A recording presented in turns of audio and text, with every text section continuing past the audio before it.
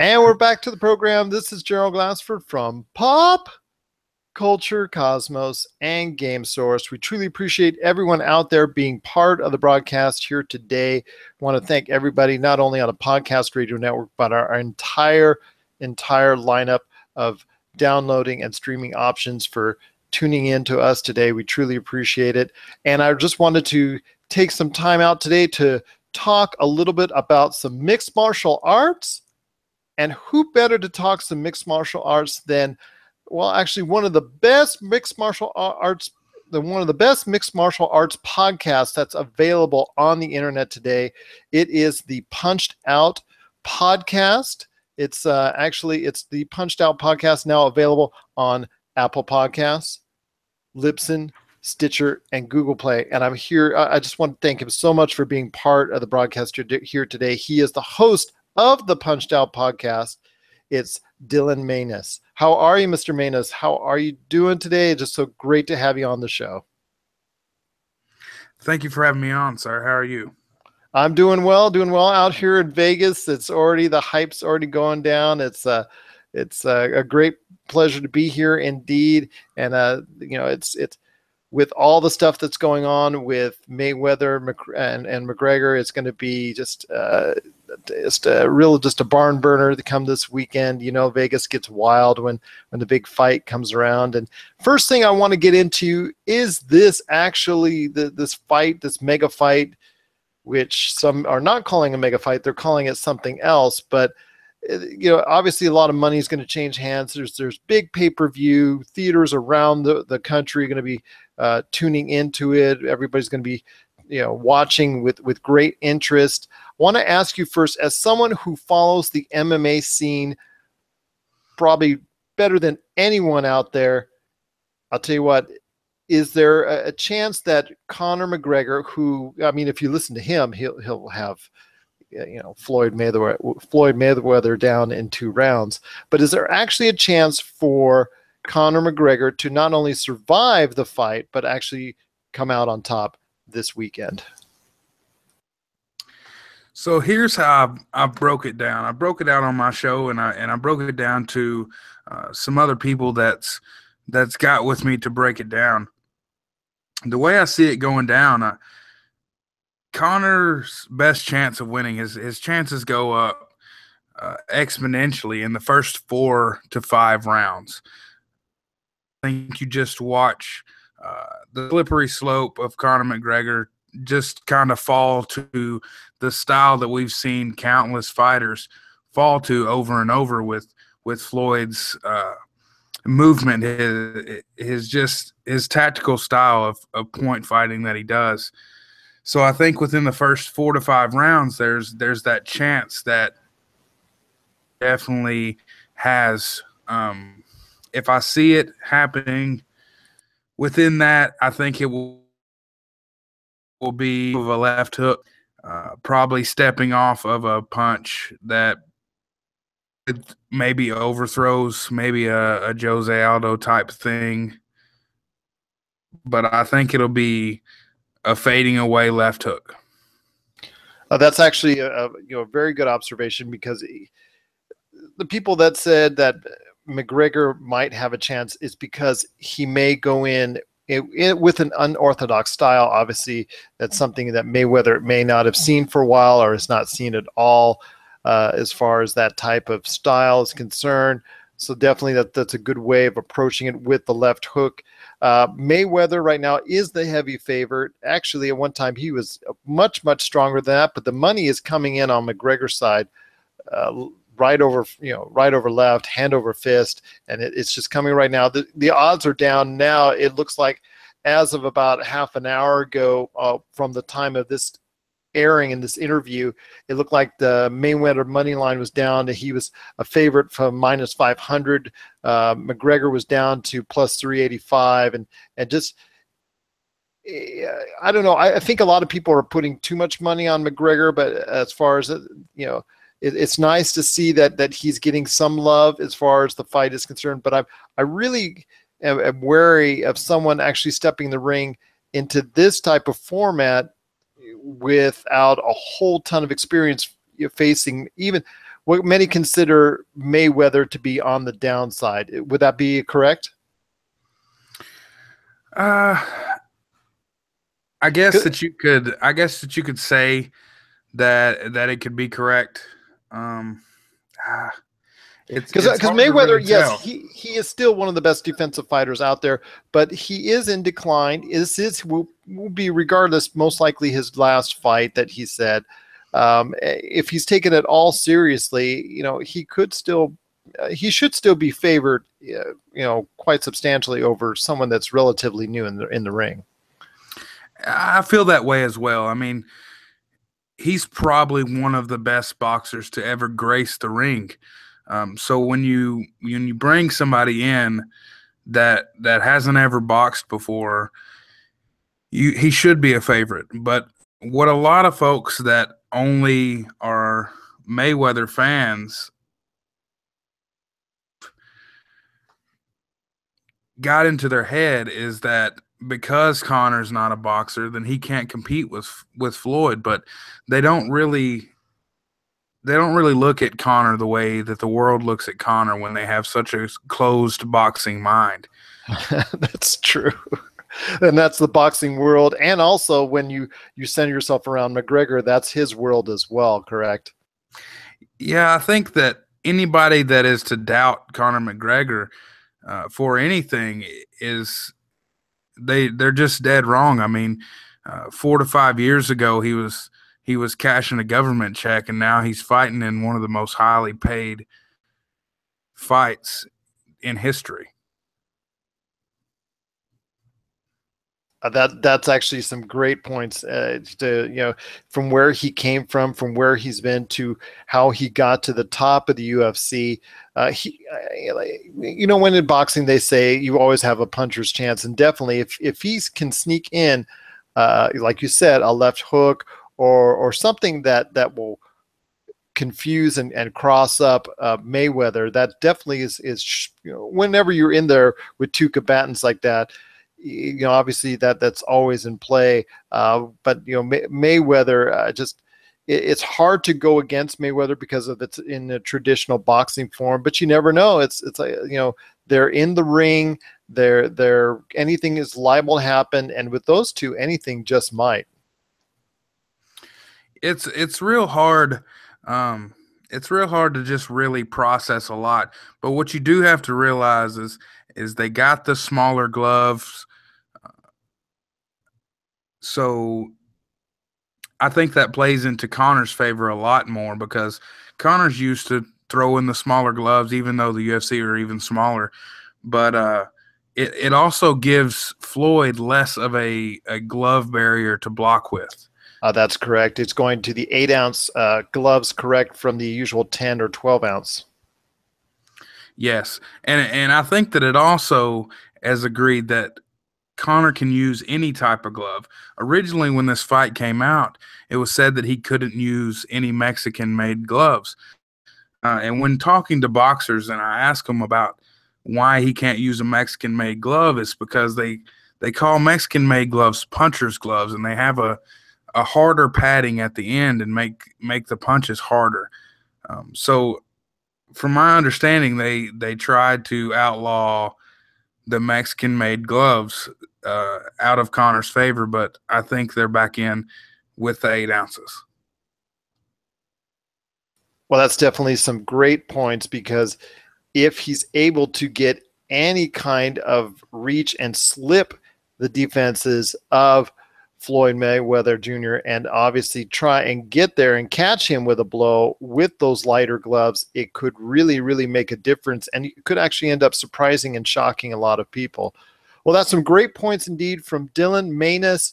He is the host of the Punched Out podcast. If you have not caught his awesome podcast as of yet, he is back on the air, and you just got to check his podcast out. It's the Punched Out podcast, available right now on Apple Podcasts, Libsyn, Google Play, and Stitcher. And I'll tell you what, it's just great to have him here today talking all things MMA. And I just want to get your opinion on some various things, general things for our audience in the MMA world going on.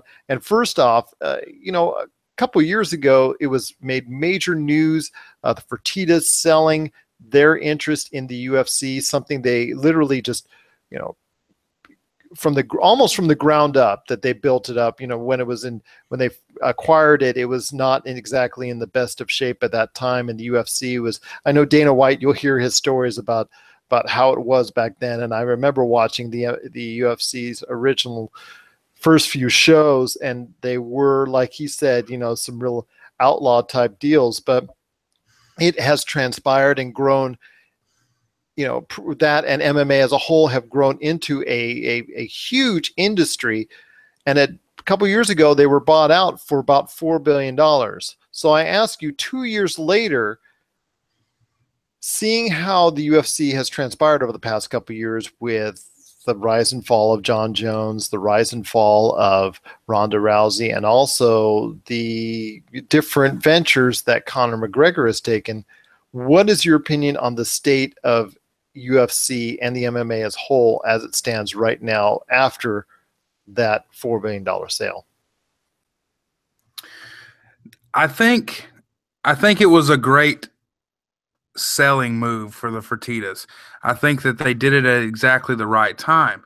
Now, as far as WMG, I think that's their name. But as far as they go, the best part that I can come up with it is when you were a kid and you always wanted this cool toy and it was so shiny and awesome, and you got it and you go home to play with it and you play for it a couple days and it's just as awesome as what you thought it was in the store, and then the new wears off. I think that for the first little bit that they owned the UFC, everything was fabulous.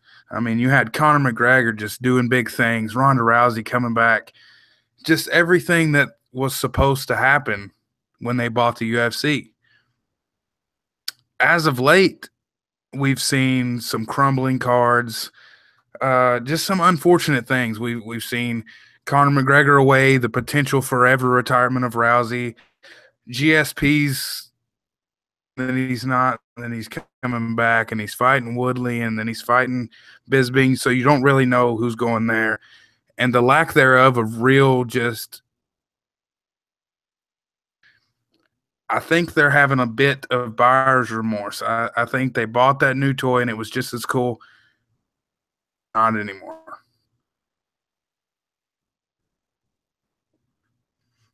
I couldn't agree with you more on that, because at the time there was some great tickets, great selling points in Ronda Rousey, in Conor McGregor, in John Jones, Daniel Cormier, excuse me if I can say that right, Daniel Cormier, and a whole bunch more that were really, really top selling, you know, big draws and whatnot. So, and they were just starting to really, really tour the entire world and had locations everywhere. And obviously at that time, they were still not able to go to New York, but they were just starting to get the word that they were going to be able to free up the New York market as well. So I think that played into it as far as trying to grow that market as well. And obviously the big sale at that point in time, $4 billion by the Fertitas, was a great move by them. I couldn't agree with you more in that sense. And definitely, I agree with your analogy as far as the new toy is concerned, because it definitely, the newness has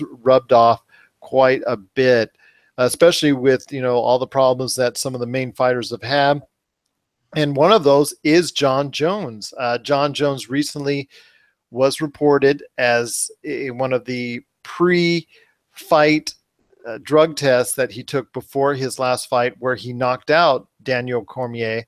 He was tested positive for steroids. So I ask you, Dylan, you know, with that news, it's not exactly entirely shocking, you know, knowing his past history and whatnot. What is this going to do for the UFC as far as a top draw now being possibly out for up to 4 years? And secondly, what is it going to do for John Jones himself and his career? Is it essentially over? Well, according to Dana, it really could be over. I mean, you have a young man that has all the talent to be the greatest fighter of all time, probably the greatest fighter we've ever seen compete, up there next to, in my opinion, Silva, people like that, GSP, just people that are considered some of the greatest of all time. And I think that he is potentially greater than every fighter that's ever graced the octagon. He's seemingly unbeatable. So when you have somebody like that who's so young and has started the mess up so early on in his career and given chance after chance after chance after chance, and really just blowing away every shot and telling the media themselves that he's a changed man and that he'll never do this stuff again, and then doing it right back over again. I mean, I don't know how many more chances you can give a person. Exactly. And, he's had issues with the law. He's had issues already with drug testing before in the past. And I heard the suspension, if it takes place, could be up to 4 years. And for a fighter like that, his window is very short. And even if he does get back in 4 years later, let's say hypothetically, it probably won't be the same John Jones that he was as he is now in his prime. So that's very disappointing news indeed. And obviously, it also takes away from a potential John Jones-Brock Lesnar fight, which had been heavily rumored for taking place once Brock Lesnar got off his suspension sometime, most likely next year. So that puts that by the wayside as well. So I ask you, now that there's really a lot of question on who will take that next step in the UFC, if you can name me one fighter, male or female, that's going to take that next step and be that superstar that the Rouseys, the Jones, the McGregors, just going down the list of all those great drawing cards before, who do you think is going to be that next fighter that will take that next step in the UFC and become that big time drawing card? Well, the most unfortunate thing is that we already have that one fighter, and it's a fighter that everybody can't stand. And it appalls me to hear people not love Demetrius Mighty Mouse Johnson. He's probably the greatest champion of all time. Whether you want to argue that his weight class isn't strong enough, there's still nobody that wins as decisively as he does and over again. At the end of the day, we're still talking about fighting, and a fight can go either way, and this man continuously wins. But outside of that, I also like Max Holloway. He's a young kid, and he just does everything right. Well, it seems to be predicated always within the boxing and MMA world that the heavier weight classes always seem to get the love and the shine and the spotlight. But like you said, with Demetrius Johnson, he does have the talent and the skill to be that top drawing card if the UFC promotes them correctly. And in the past, UFC was able to go ahead and go out of the norm and push that type of fighter, even if it wasn't something that they were interested initially in doing themselves. I remember Dana White saying he would never promote as far as women's fights and whatnot. And as soon as he got on the Ronda Rousey bandwagon, that took off like a meteor and like a rocket, which became the top drawing card for the top drawing star for the UNC. So the UFC per se. So I just, I hope he will get the love and the strong backing of the fans and at some point in time. And I hope it won't be a situation like, in wrestling, let's just say, the WWE's version of Roman Reigns, so to speak, where, the promotion's putting him on top, but the fans aren't exactly willing to follow. So we'll hope for the best for that sense in Demetrius Johnson. But I also want to ask you, there's always been a competitor to the UFC once it started to gain a foothold with a worldwide audience. In the past, it was Pride. In the past, it's also been World Series of Fighting. Those two really, unfortunately, didn't materialize eventually as a top competitor. But Bellator, in the past few years, has become, I guess, in its own way, with Spike and whatnot, since UFC left Spike, has become a competitor to the UFC. but they've done it with some relative unknowns and also some individuals who have left UFC, whether it's because of a certain amount of losses or a certain amount of bad feelings in regards to contract disputes with UFC. So I ask you, Dylan, this is Dylan Manus of the Punched Out podcast. Dylan, I ask you, do you think that at some point in time Bellator can actually become a top flight competitor to the UFC and actually someone that even the casual fans can take seriously as a alternative to the UFC? My opinion on that is Bellator has become a big competitor of the UFC. Will they ever reach that caliber? That is to be determined. I almost hope they do. But now the World Series of Fighting is Premier Fight League, so we have another competitor in there. They're promoting this new deal that they have, the richest tournament in MMA. That's a good deal. I don't think they're going to be a real factor. I think that Bellator is the only real factor. But the thing with Bellator is there's two spectrums to Bellator. There's young, unknown guys, old, late in their career guys. So when you have that, you gain some of what the UFC is losing, hardcore fan base from back in the day, the 90s. They get to watch some of their favorite fighters live out some of their dreams to get to fight the certain people that they want to fight. Example would be Frank Mir. I got to talk to Frank Mir, and that he would do whatever it takes to fight Fedor.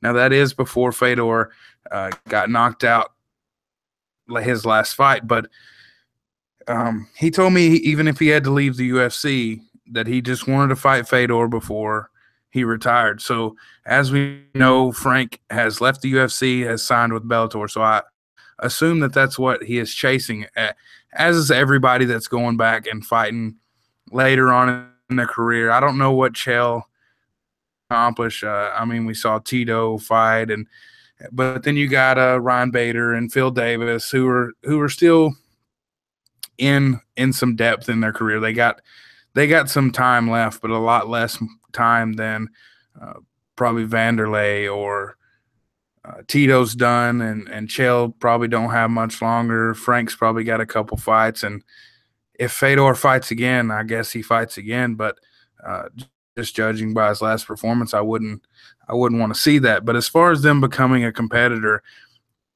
rely on guys like MVP, Liam McGarry. I like Liam McGarry, Linton Vassell. They have to rely on those guys.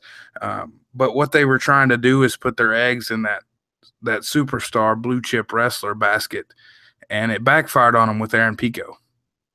So I remember that. Yeah, they definitely were trying to highlight them, and credit to them for doing so. It just, like you said, it just backfired on them and unfortunately put them back down a notch. They have another wrestler. I can't remember his name off the top of my head, but he's doing really well for them. So it's not necessarily a bad thing. These college wrestlers that they're recruiting is a super good thing, because the UFC aren't chasing these guys. And in my opinion, wrestling is probably the strongest base that you can have when you come into mixed martial arts. I mean, if you're getting hit, let's get this fight down to the ground. And on the ground, you just have to worry about your submission. So I like wrestling as probably one of the strongest suits that you can come into the mixed martial arts game with.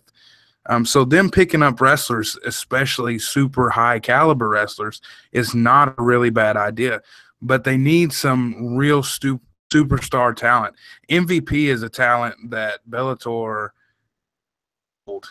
I don't know. I think he might be a bigger star than Eddie Alvarez and really anybody that I've seen come out of Bellator. There's not a whole lot of superstar factor when you look at Bellator, but he's something special, and I think they need to hold on to him.